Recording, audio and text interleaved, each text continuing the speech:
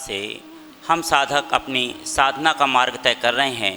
परम पूज्य गुरुदेव वात्सल दिवाकर पुष्पकीर्ति प्रणेता आचार्य श्री पुष्पदंत सागर जी महाराज एवं परम पूज्य गुरुदेव अंतर्मना आचार्य श्री प्रसन्न सागर जी महाराज के चरणों में कोटि कोटि नमन करता हूँ। आप सबके भीतर जो दिव्य प्रेम रूपी शक्ति विद्यमान है उसे मैं नमन करता हूँ। मेरा प्रेम स्वीकार करें। द इको ऑफ लाइफ, जीवन की प्रतिध्वनि पर्वराज पर्यूषण पर्व में सुनने का प्रयास हम और आप कर रहे हैं।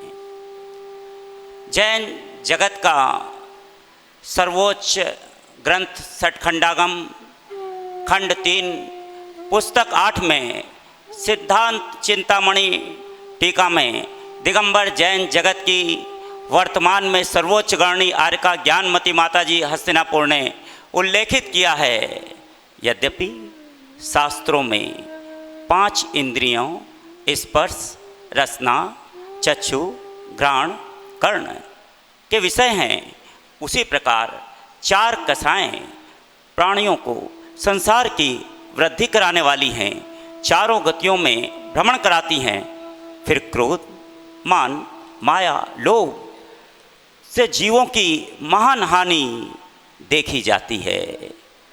आज पर्वराज पर्यूषण पर्व के चौथे पायदान पर सभी कसायों में लोभ को पाप का बाप कहा है। इच्छाएं कभी शांत नहीं होती।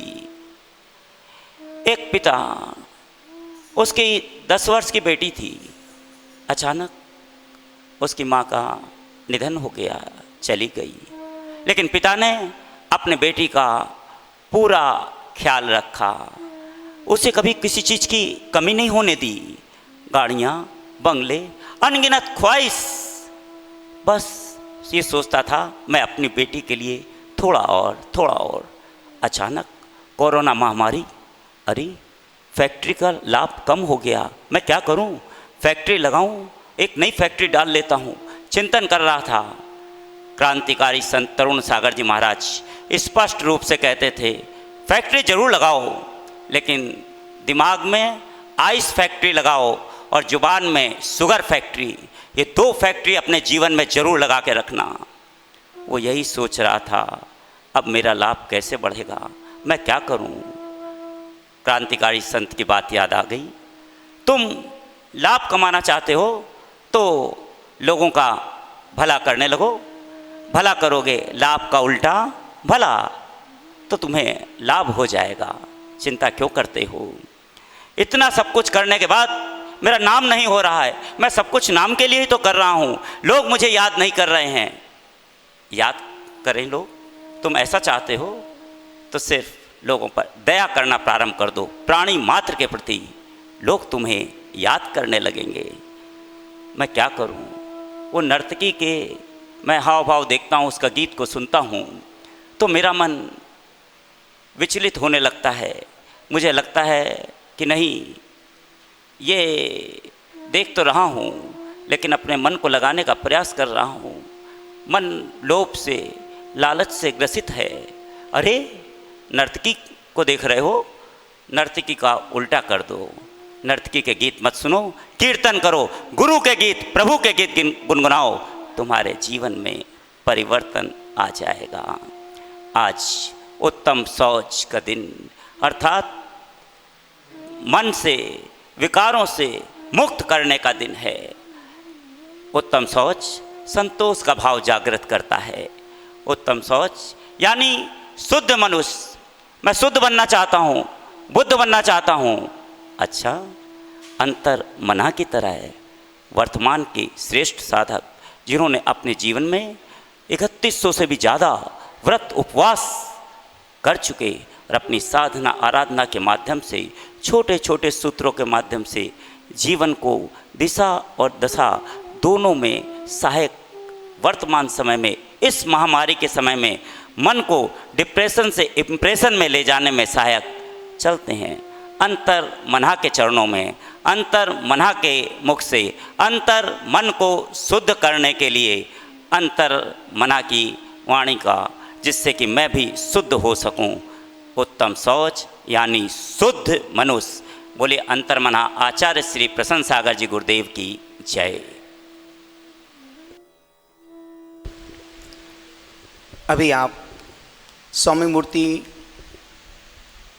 मुनि श्री पीयूष सागर जी महाराज साहब को सुन रहे थे।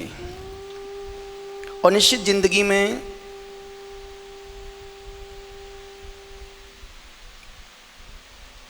बहुत सी विडंबनाएं हैं। मैं जानता हूं एक व्यक्ति मर रहा था, अंतिम श्वास गिन रहा था। उस व्यक्ति ने अपने बेटे से कहा, बेटा अब मेरी सांसें कम बची हैं, बस जाने वाला हूं, बेटा एक काम करना। जी पिताजी क्या आज्ञा है?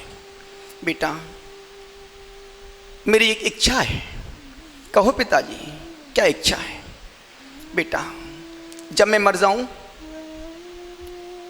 तो मरने के बाद ये मोजा मेरे पैर में तू डाल देना और फिर अग्नि संस्कार करना। मैं सोचूंगा कि मेरे बेटे ने मेरी इच्छाओं को पूरी कर दिया है। पिताजी इतनी छोटी सी बात है, जरूर पूरी कर दूंगा। संजोग कहो पिता बोल ही रहा था, 2 घंटे बाद उस पिता की श्वास रुक गई, वो पिता मर गया। मरते का समाचार फैल जाता है, जन्मते बच्चे का समाचार देना पड़ता है। पंच लोग आए उस व्यक्ति की अंत्येष्टि में, सब लोग खड़े थे। पंचों ने उस व्यक्ति को, धनपति सेठ को बिस्तर से नीचे उतारा, उस चिता पर लिटाया, उसकी डोली अर्थी सजाई जा रही है। बेटा पिता की इच्छा पूरी करने के लिए जैसे पिता के पैर में मोजे पहनाता है, और वो मोजा फटा था 3 जगह से। पंचों ने कहा कि मूर्ख समझता नहीं है, तेरा बाप मर गया है और तू बाप को मोजा पहना रहा है। यदि तू मोजा पहनाएगा तो कोई भी व्यक्ति इस अर्थी को कंधा नहीं देगा। मोजा नहीं पहनाने, जो पहना हुआ वो सब निकाल लिया जाता है, तू मोजा पहना रहा है।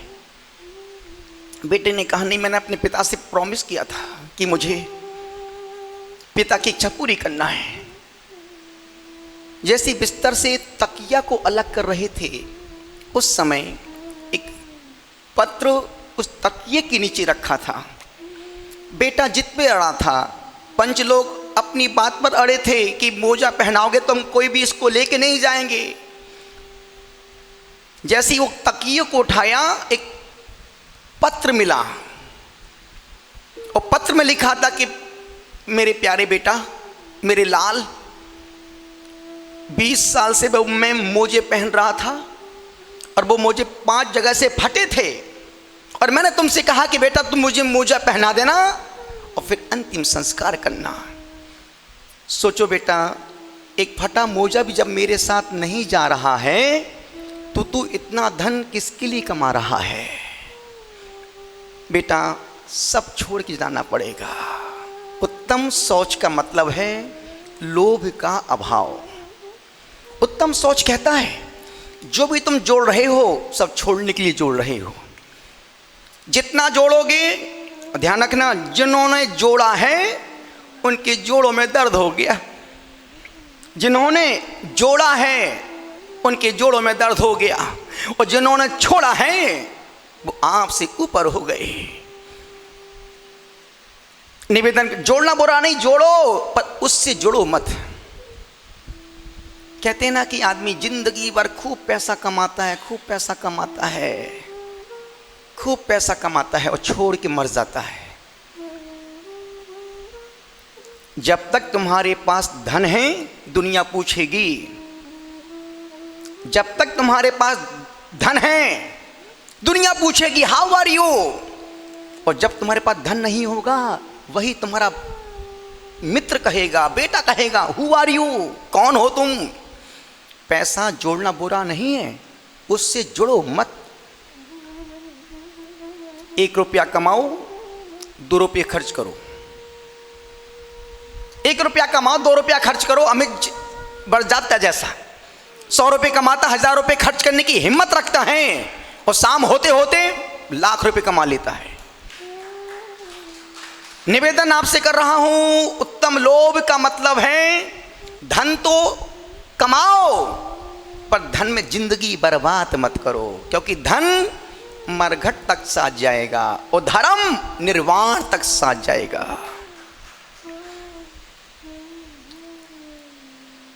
दो लोगों को जीने का कोई अधिकार नहीं है, जो जिंदगी भर खूब पैसा कमाते हैं और छोड़ के मर जाते हैं, और दूसरे वो जो जिंदगी भर खूब पैसा कमाते हैं, 1 रुपया भी अच्छे काम में, सत्कर्म में, सेवा में, परोपकार में, दया दान में नहीं लगाते हैं।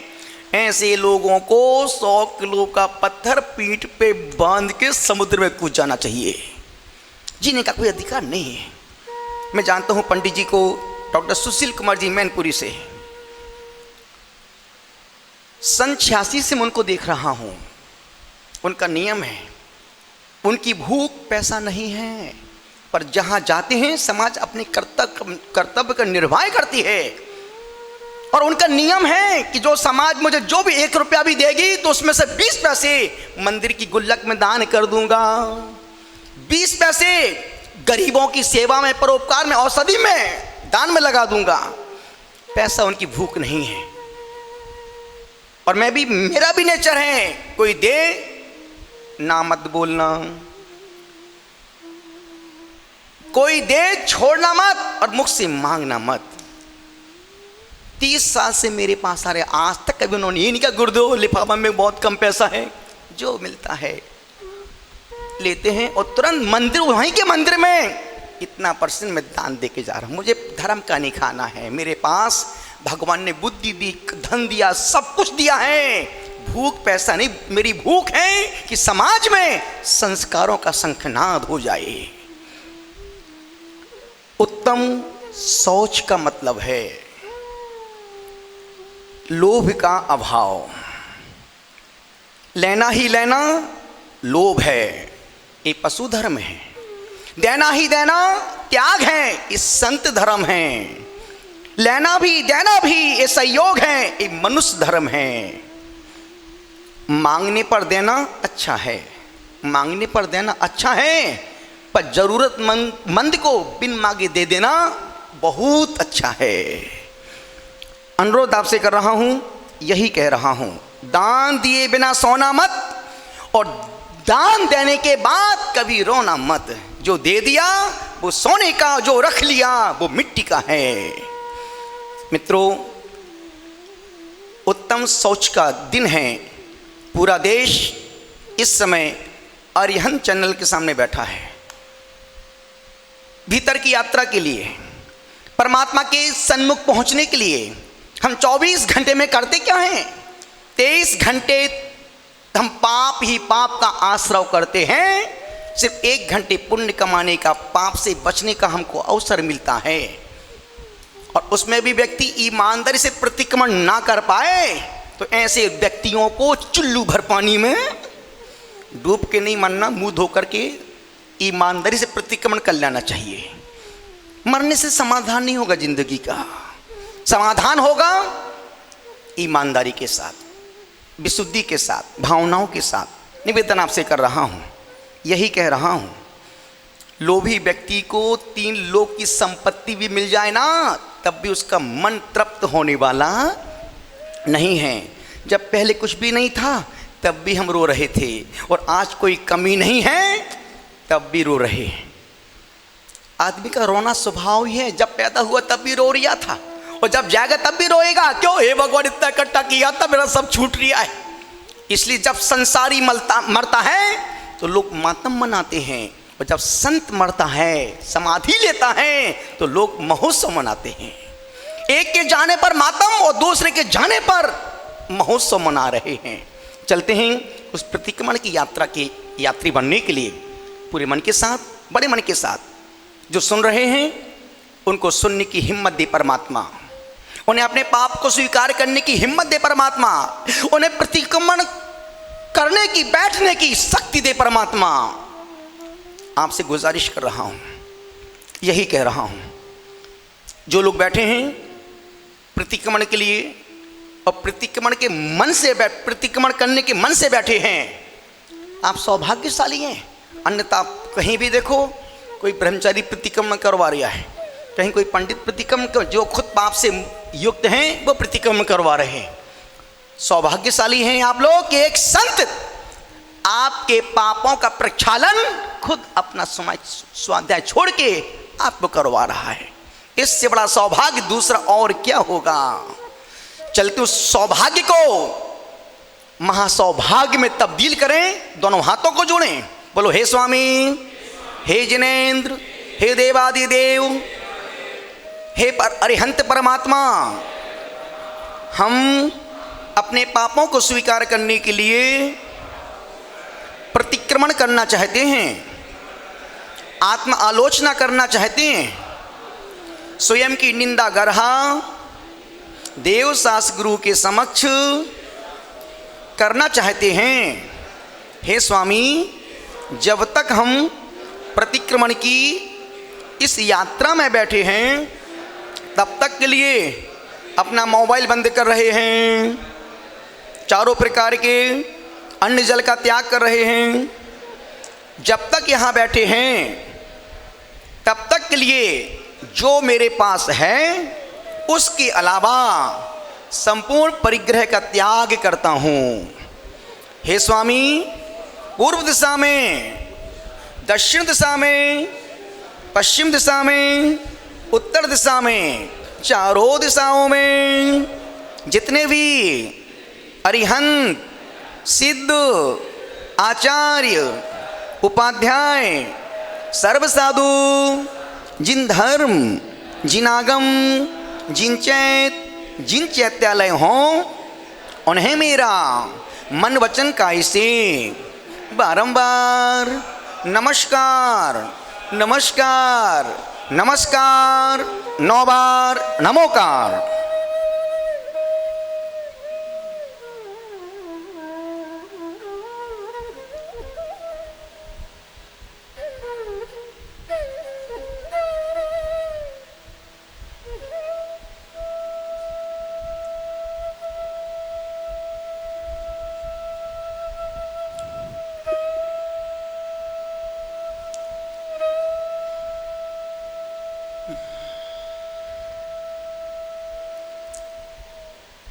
आप सभी अपनी अपनी आसन को व्यवस्थित कर लें, अपनी रीढ़ को सीधा रखें।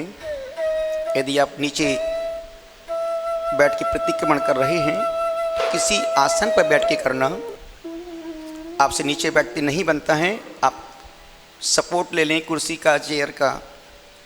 कुर्सी पे बैठते नहीं बनता तो आप सोफा सेट पर टिक के बैठ के सुने। और आप इतनी देर, पौन घंटे आप बैठ नहीं सकते हैं तो आप लेट के सुने। पर भले आदमी पर्यवेक्षण का प्रतिक्रमण जरूर व्यक्ति को करना ही चाहिए। मैं आपके पास आ रहा हूँ, आप सहज मुद्रा में बैठें। मन करे आंखें बंद कर लें, ना करे तो आप खोल के रखें, पर चेहरे पर कोई तनाव ना हो, स्मित मुस्कुराहट। जैसे बच्चे का मुखड़ा होता है, बच्चे के चेहरे पर भोली सी मुस्कान होती है, वही मुस्कान आपके चेहरे पर दिखनी चाहिए। आपका मन पौन घंटे के लिए एक बच्चे का मन बन जाए, ताकि हम प्रतिक्रमण के माध्यम से अपने पापों को स्वीकार कर लें। मैं आपके पास आ रहा हूं इन पंक्तियों के साथ। निकिला निगोद से तू बिकिल त्रयी तू बना, सैनी असैनी कवि आज पंचेंद्री बना। तासु भ्रमण की तेरी बहु कथा है ये प्राणी, गुरु की कृपा कर वखानी। भ्रमण की कथा कह रहा आ सुन विजाम हो हो हो। अपनी कहानी सुन जा, भव भव की कहानी सुन जा, गुरु चरणों में बैठी जरा बंधन की कहानी सुन जा। हो भावो भावो भटकने वाले, जन्मों मृत्यु सहने वाले, मौत की कहानी कह रहा, आ सुन भी जा। हो हो हो स्वयं को दिया रे धोखा, स्वयं से किया तूने छल, मौत से चुराई आंखें जो है सुनिश्चित अटल, एक श्वास में 8-10 बारी मरा और जन्मा, फिर भी भुलाया मौत का पल, जन्म मरण की एक कथा। हे स्वामी, हे नाथ, मैं जन्म मरण से मुक्त होने के लिए आपके चरणों में आया हूँ नाथ। मैं प्रतिक्रमण करना चाहता हूँ स्वामी।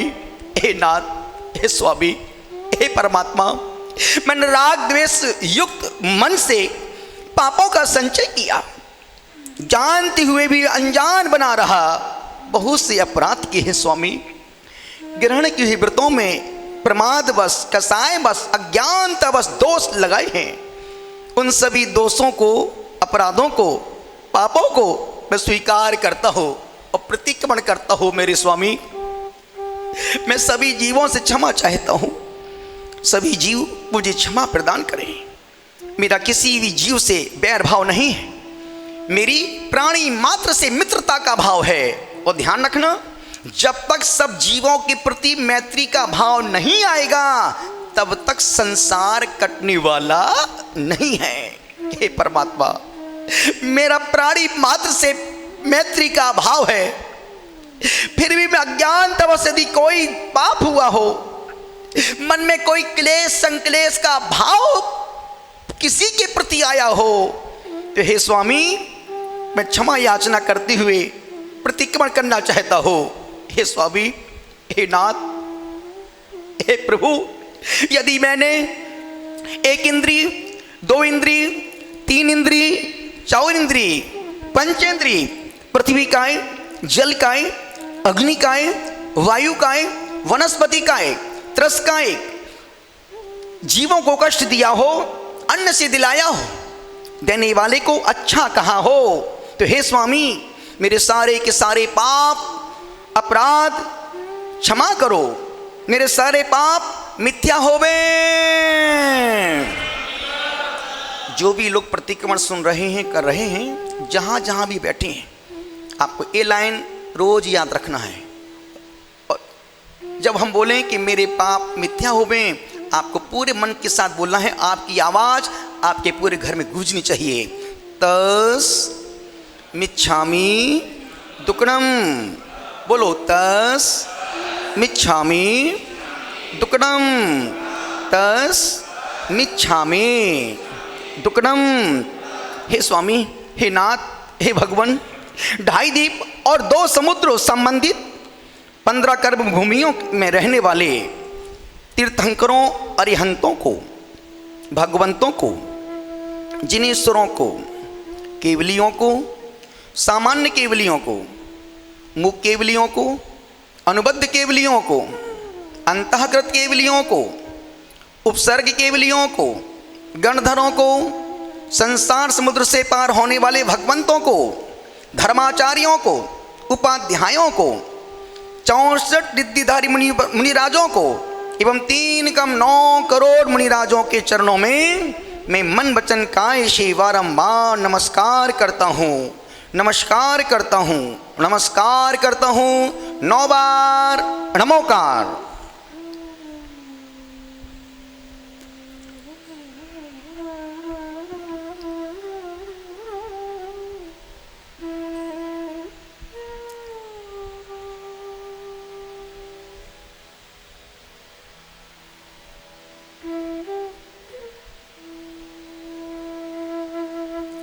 एकदम सहज होकर के बैठे, पूरे मन के साथ, पूरी अंतरंगता के साथ पंच परमेष्टि भगवान का हम चिंतन करते हैं, गुणानुवाद करते हैं। जब हम कहें नमो अरिहंताणम, तो आपकी आंखों के सामने अरिहंत परमात्मा की प्रतिमा छवि आ जानी चाहिए। आपने जिस क्षेत्र की, जिस तीर्थ की वंदना की हो, वो छवि, वो मूर्ति आपकी नज़रों के सामने आ जाए। जब मैं कहूँ नमो सिद्धाणम, आपके समक्ष, आपकी नज़रों के सामने निराकार सिद्ध परमात्मा की छवि उपस्थित हो जाए और लगे कि मैं इनके सामने सब कुछ कर रहा हूँ, सब सारे पाप कबूल कर रहा हूँ। और जब मैं कहूँ नमो आयरियाणम, तो जिन जिन आचार्यों को आपने देखा है, दर्शन किए हैं, उन पलों को, उन क्षणों को, उन लम्हों को महसूस करिएगा कि उनका हाथ मेरे सिर पर रखा है और मेरा माथा उनके चरणों में रखा है। जब मैं कहूँ उपाध्याय परमेष्टि का नाम लूँ, तो जिन जिन उपाध्याय के आपने दर्शन किए हों, जिनकी आप निकट हों, जो आपके करीब हों, जिन्होंने आपके हृदय में वास किया हो, आप उन उपाध्याय को याद करो और उनके क्षणों के, उनके पलों, उनके साथ जिए पलों को याद करना।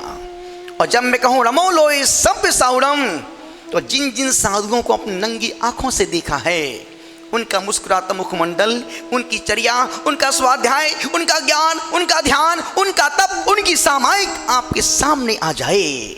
नमो अरिहंताणम, अरिहंतों को नमस्कार हो। कैसे हैं वो अरिहंत, क्या है उनका स्वरूप?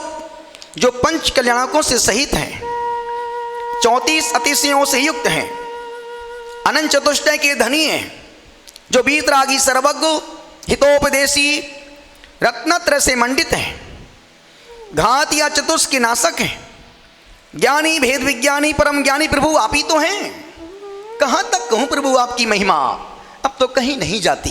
अरे अरे अरे, मैं तो क्या, साक्षात बृहस्पति भी आपकी महिमा को नहीं गा सका।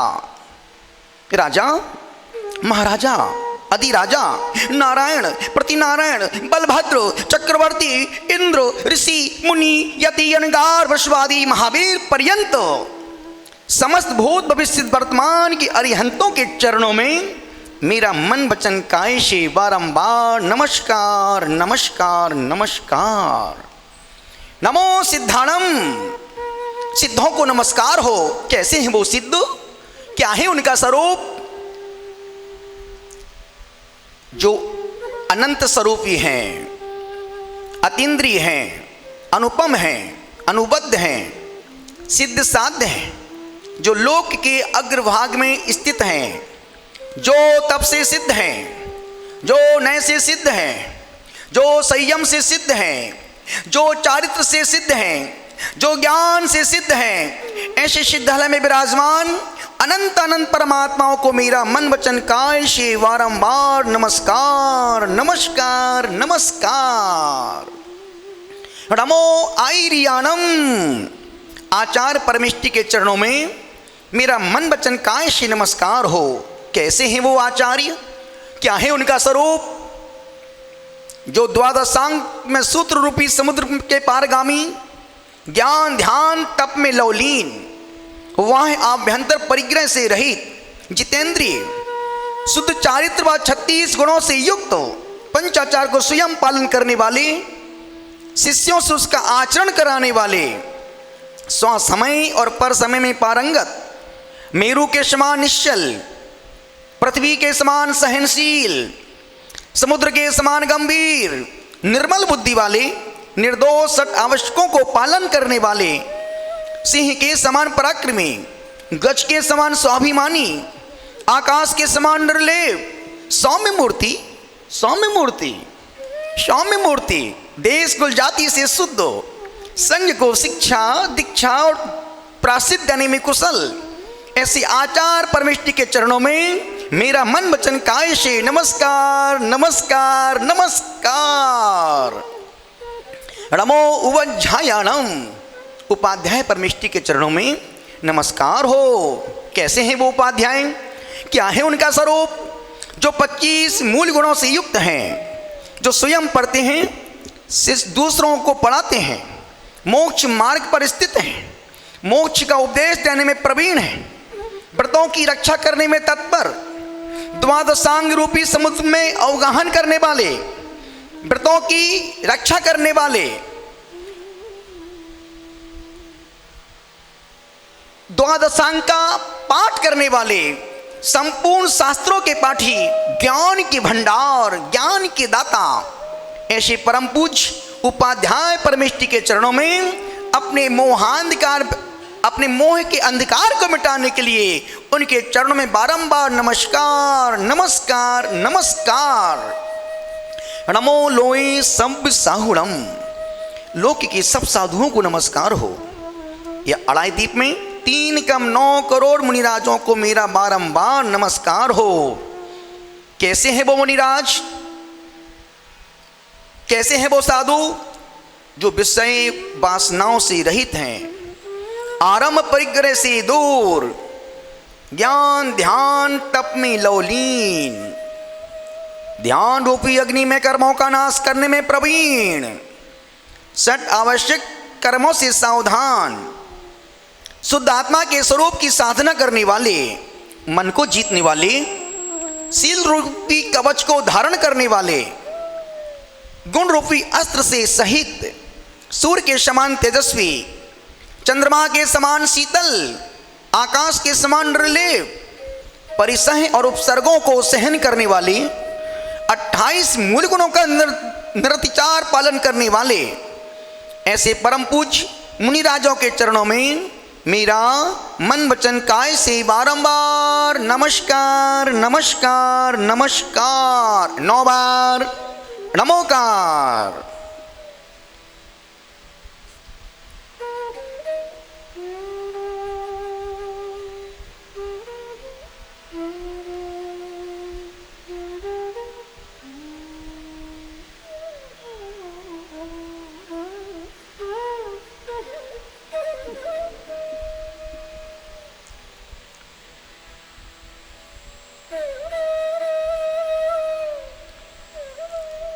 एकदम सहज आसन, सहज मुद्रा। आपको स्वयं को चिंतन करना है और स्वयं से कहना है कि हे परमात्मा, विगत में किए हुए पापों का स्मरण करो, सुमरण करो और सोचो। सोचने के साथ साथ परमात्मा से स्वयं की निंदा गर्हा करो, आलोचना भी करते जाना और परमात्मा से कहना कि हे परमात्मा, जो मुझसे अपराध हो गए उनका मैं आपके समक्ष आलोचना करता हूँ, स्वयं की निंदा करता हूँ और भविष्य में उन पापों की पुनरावृत्ति नहीं करने का संकल्प लेता हूँ। सोचो, याद करो, मैंने अभी तक अपने व्यवहार से, अपने वचन के माध्यम से, अपने शरीर के माध्यम से किस किस को मैंने कष्ट पहुँचाया है। हे स्वामी, जिन जीवों को मैंने पीड़ा पहुँचाई हो, जिनको कष्ट पहुँचाया हो, मैं उनसे क्षमा याचना करता हूँ। हे स्वामी, अपनी आत्मा से कहो कि हे प्रियात्मन, अनादिकाल से संसार में रहती तुमने विगत में क्या किया, कितने कितने जन्मों को धारण किया, कैसे कैसे कष्टों को सहन किया, कौन कौन से कुकर्म किए। सोचो, क्या कभी कष्टों से मुक्त होने की कोशिश की? नहीं नहीं परमात्मा, कदापि नहीं। क्या कभी अंधकार से प्रकाश की ओर जाने की कोशिश की? नहीं नहीं स्वामी, कदापि नहीं। क्या कभी शरीर के देवालय में कैद परमात्मा को मुक्त कराने की कोशिश की? नहीं नहीं स्वामी, कदापि नहीं। तो कब तक इस संसार में भटकते रहोगे? कब तक इस संसार की पीड़ाओं को सहन करते रहोगे? कब तक इन दुखों का बोझ ढोगे? कब तक कर्मों के नर्तन से तुम नृत्य करोगे? किन किन योनियों में भटके कैसे कैसे कष्ट सहन किए, पहले जो अपराध किए थे उनका ही फल वर्तमान में भोग रहे हो। हे स्वामी, हे नाथ, हे अंतर्यामी, अंधकार से प्रकाश की ओर जाना चाहता हो, मैं कब तक सहन करूंगा संसार की पीड़ाएं? हे नाथ, मैं अपने पापों को स्वीकार करता हूं मेरे नाथ, इसलिए क्योंकि पापों की स्वीकृति ही प्रतिक्रमण है और प्रतिक्रमण से कटता है संसार। बस जरूरत है अपने पापों को स्वीकार करने की। इसलिए कर लो स्वीकार और सुना दो अपने परमात्मा को अपनी काली कलुषित कहानी। कहो कि हे अंतर्यामी, हे परम ज्ञानी, अनेकों बार पंच परावर्तन किया मैंने, निगोद में भी अनंत काल व्यतीत किया, वहां पर एक श्वास में 18 बार जन्म मरण करके मैंने अनेक कष्ट को सहन किया, उसकी वेदना को सहन किया, पानी पर खींची गई रेखा का जीवन जिया, लेस मात्र भी सुख नहीं पाया। पता नहीं कैसे और किस पुण्य कर्म की वजह से मैं वहां से निकला, और लगता है केवली समुद्रघात के परमाणुओं ने मेरा उद्धार कर दिया। शायद निगोदवासी जीवों के लिए ही केवली भगवान समुद्रघात करते हैं। हे प्रभु, आप तो अंतर्यामी है, आप मेरी बता जानते हैं, आप तो करुणा के सागर है। मेरा मन, मेरा चित्त आप में ही लगा रहे। मन बहुत चंचल है परमात्मा, जब जब भी मैं आपका चिंतन करता हूँ मेरा मन मंडी में चला जाता है, जब जब भी माला फेरता हो मेरा मन भटक जाता है। सच है परमात्मा, यह मन बड़ा चंचल है, कैसे तेरा भजन करूं, जितना समझाऊं इसे उतना ही मचल जाए। भगवन तेरे चरणों की यदि धूल जो मिल जाए, सच कहता है मन मेरा किस्मत ही बदल जाए। भगवन तेरे चरण। स्वामी, मैं कब तक संसारिक बोझों का बोझ ढोता फिरूंगा? मेरा बोझ उतर जाए ताकि मेरी चेतना भी ऊर्ध्वगामी हो सके। हे स्वामी, इस अवसर प्राप्त करा, निगोह से मुक्त कराया। पुण्य की हीनता और पाप की बहुलता के कारण पृथ्वी का एक में जन्मा, क्योंकि एक स्थान पर हजारों वर्षों पत्थरों के रूप में पड़ा रहा, मिट्टी के रूप में गड़ा रहा। लोग मुझे सताते रहे, खोदते रहे, तोड़ते रहे, मैं टूटता रहा, तड़पता रहा। फिर पुण्य ने जोर मारा, शायद किसी वीतरागी संत ने भूमि पर विचरण किया होगा, शिलाओं पर समाई की होगी, उनके स्पर्श से ऊपर उठ गया और फिर जल का एक जीव बन गया। वहां भी विराम ना मिला, रात दिन बहता रहा, पर्वतों से टकराता रहा, गड्ढों में गिरा, पोखर का पानी बना, गंदे नाले का पानी बना। लोगों ने नाव चलाई, मछलियों ने, मगरमच्छों ने एक पल भी मुझे शांति से जीने नहीं दिया। फिर शायद किसी अरिहंत की प्रतिमा की अभिषेक का मैं जल बन गया और मैं प्रभु के चरणों में चढ़ गया। किसी दिगंबर संत के चरणों का प्रक्षालन व संत की प्यास समन का अवसर मुझे मिल गया और अनजाने में मैंने पुण्य कमा लिया और वहां से मुक्ति मिली। मेरी बहनें की पीड़ा समाप्त हुई। फिर मैं अग्निकाय जीव बना, वहां भी मेरी दुर्दशा हुई। स्वयं जला, दूसरों को जलाता रहा। कभी किसी की देह जलाई और कभी किसी का महल जलाया, कभी किसी दुल्हन को लोभ की आड़ में जलाया। पता नहीं स्वामी, मैंने लोभ के कारण कितनी बहु बेटियों को अपने दामन में ले लिया। मैं स्वयं ही जलता रहा और लोगों को जलाता रहा। भाग उदय से मैं मंदिर की आरती का दीपक बन गया, परमात्मा के मंदिर में पहुंच गया, जीवन मेरा सार्थक हो गया। वहां से पुण्य का संचय करके निकला तो वायु का जीव बना और अज्ञानता बस बड़े बड़े तूफान उठाए, हजारों महल मकान गिराए, छोटी मोटी झोपड़ियों का तो यूं ही नष्ट कर डाला। वहां भी कभी शांति से नहीं बैठा, तीनों लोकों का विचरण करता रहा, अनेक कष्ट उठाए। कभी सिलेंडर में भरा गया, कभी गुब्बारे में भरा गया, अपनी संगी साथियों से कष्ट पाकर सड़ता रहा। फिर पुण्य का उदय आया और मैं समोसरण की पुण्य वायु बन गया। साक्षात तीर्थंकर का स्पर्श किया लेकिन मन के बिना कुछ भी ना सोच समझ सका, भगवत्ता का उपयोग ना कर सका। फिर वहां से मुक्त हुआ तो वनस्पति कायिक बन गया। एक ही स्थान पर वर्षों तक खड़ा रहना पड़ा। सबने मेरा दुरुपयोग किया। जो आया पत्थर मारे, फूल तोड़े, जो आया पत्ते तोड़े, दिल दिए लोगों ने डालें काट डाली हमारी। मैं मौन चुपचाप कष्टों को सहन करता रहा। हे प्रभु, एवं 2 इंद्रिय की पर्याय में मैं न जाने कितने कष्ट सहन किए। फिर ऋषि मुनि की कृपा हुई और इस ताकत से त्रस्त जीव बन गया। लेकिन परिभ्रमण की कहानी समाप्त नहीं हुई। 2 इंद्रिय से 3 इंद्रिय में गया, 4 इंद्रिय, पंचेंद्रिय, संगी पंचेंद्रिय बन गया। पता नहीं कौन से पुण्य ने जोर मारा और मैं माँ के पेट में आ गया। मैं किस पुण्य के उदय से मैं माँ के पेट में आ गया। हे तीर्थंकर परमात्मा, ना जाने नरकों में कितने दुख भोगे, दुखों को सहन किया। वहां से निकलकर मैं मनुष्य योनि में, मनुष्य पर्याय में आ गया। वहां गर्भ के दुखों के माँ के पेट में 9 महीने तक उल्टा लटका रहा। जो माँ खाती वही मैं खा लेता, जो माँ पीती वही मैं पी लेता। माँ गर्म खाती तो मैं गर्म चरपरा खा लेता था। माँ के गर्भ में ऐसी जगह जहाँ मलमूत्र विष्टा भरा पड़ा है, इतनी गंदगी, इतनी गंदी जगह में मैं रहा।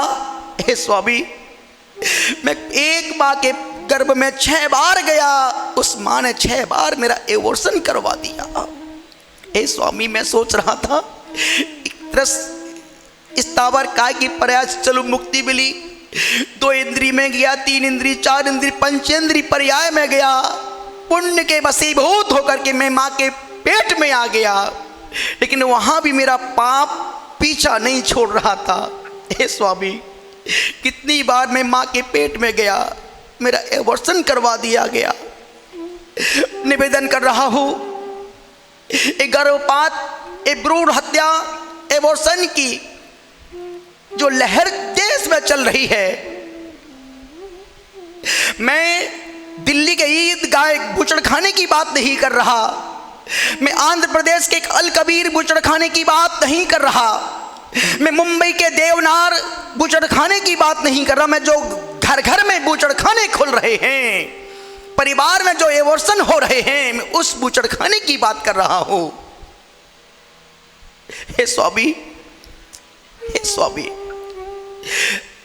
आपके चरणों में मैं अपने पापों को स्वीकार करने के लिए आया हूं। जिस देश में तीर्थंकरों जैसे के कल्याणक मनाए जाते हों, उस देश में गर्भपात जैसे कुकृत्य हो रहे हैं। और ध्यान रखना, एक गर्भपात करवाने का मतलब है कि तुमने एक आचार की हत्या का पाप अपने माथे चढ़ा लिया। एक गर्भपात करवाने का अर्थ है कि तुमने सीता की हत्या का पाप अपने माथे चढ़ा लिया।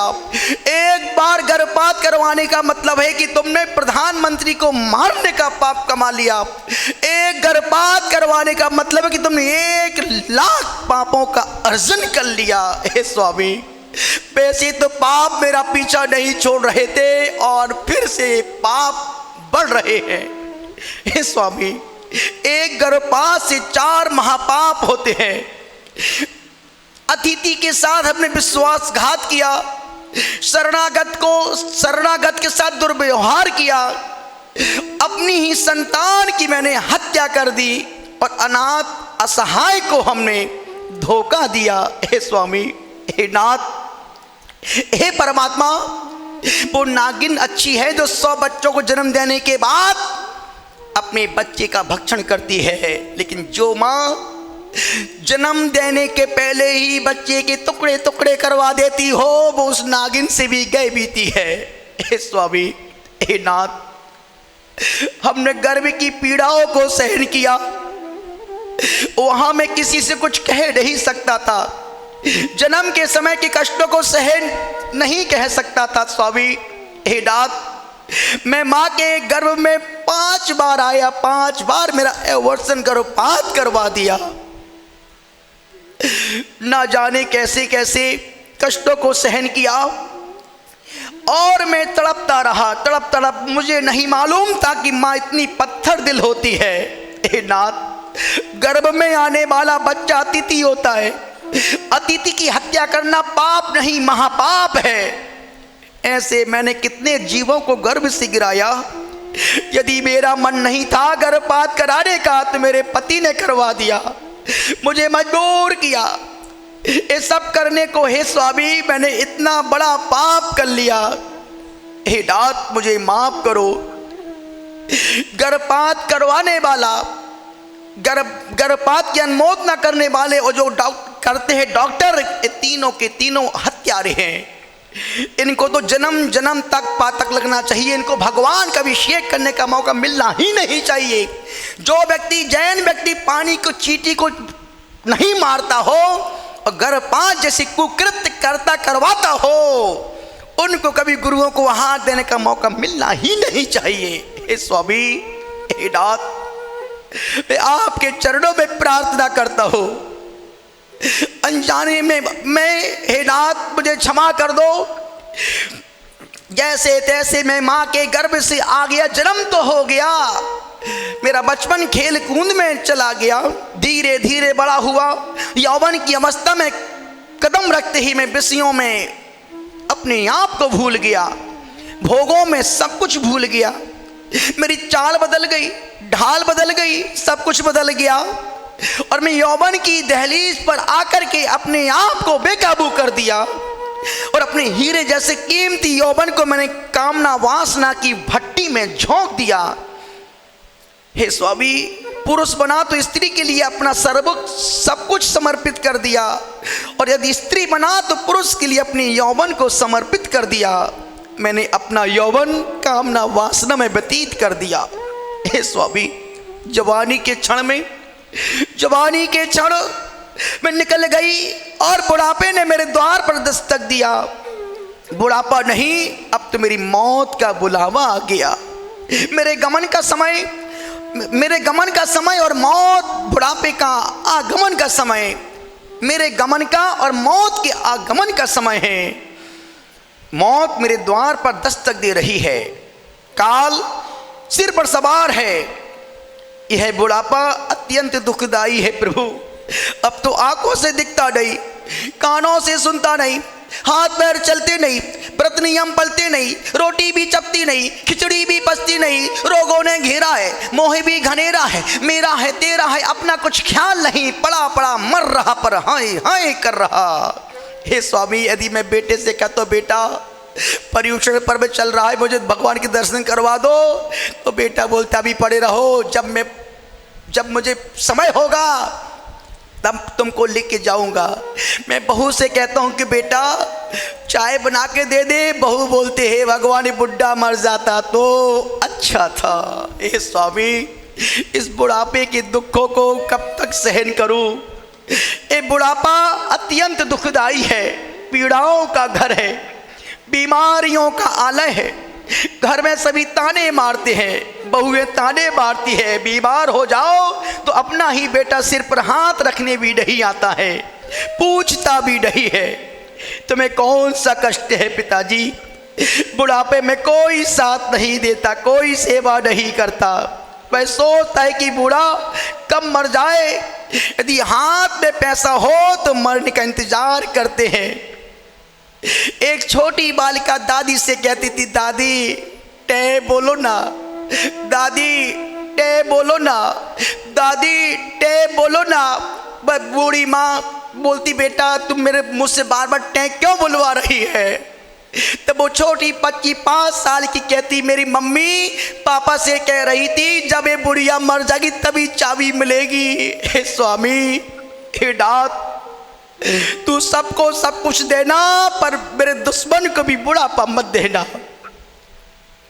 जिसे पाला पोसा बड़ा किया खड़ा किया, वही बेटा मेरी अर्थी में आग लगाने जाता है।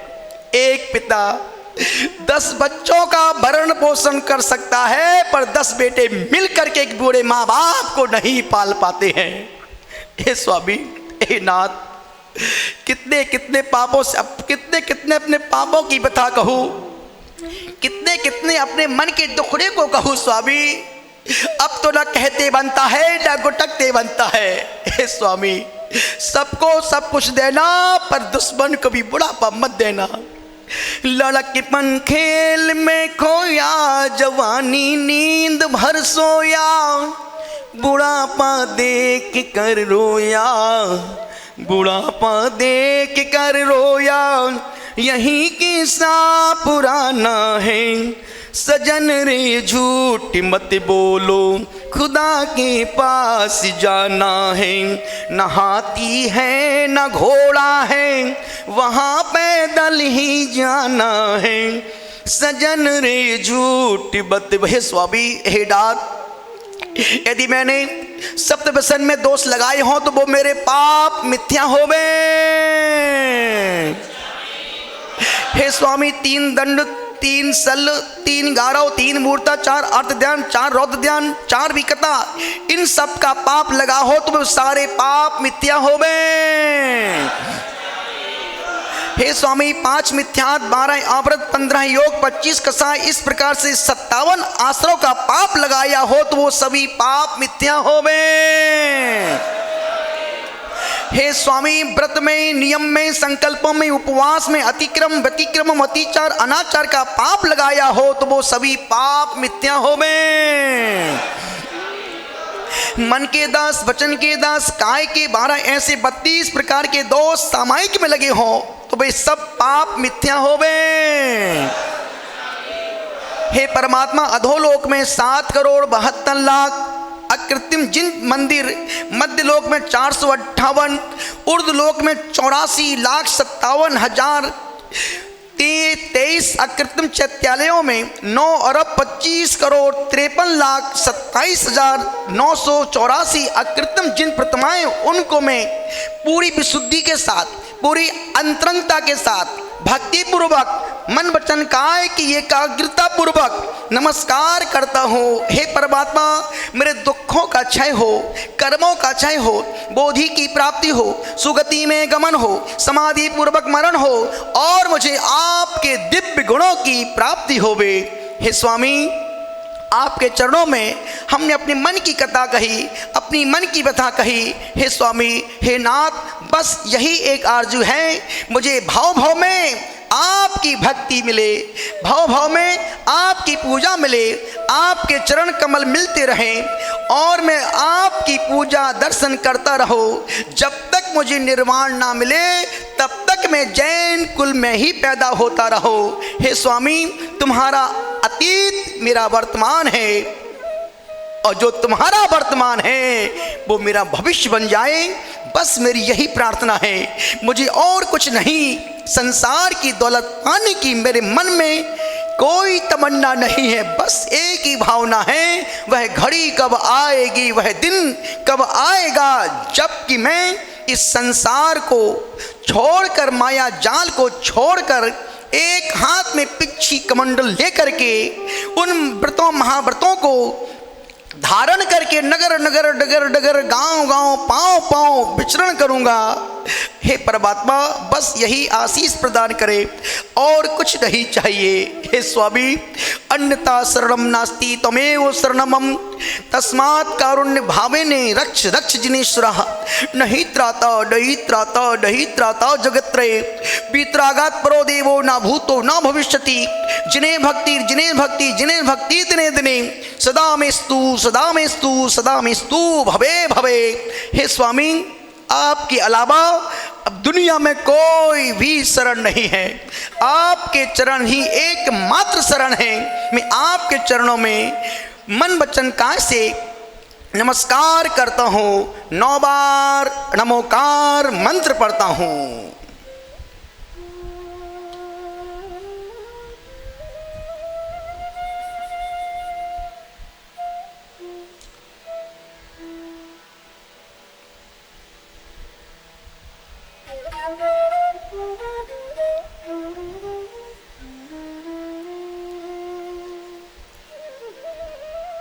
हाथ जोड़ें और बोलें, हे स्वामी, हमसे मन वचन काय से, प्रतिक्रमण के उच्चारण से, मन की चंचलता से, इधर उधर देखने से, लिए हुए संकल्प में कोई दोष लगा हो, देवशास्त्र गुरु की विराधना हुई हो, आप मुझे क्षमा का दान दें।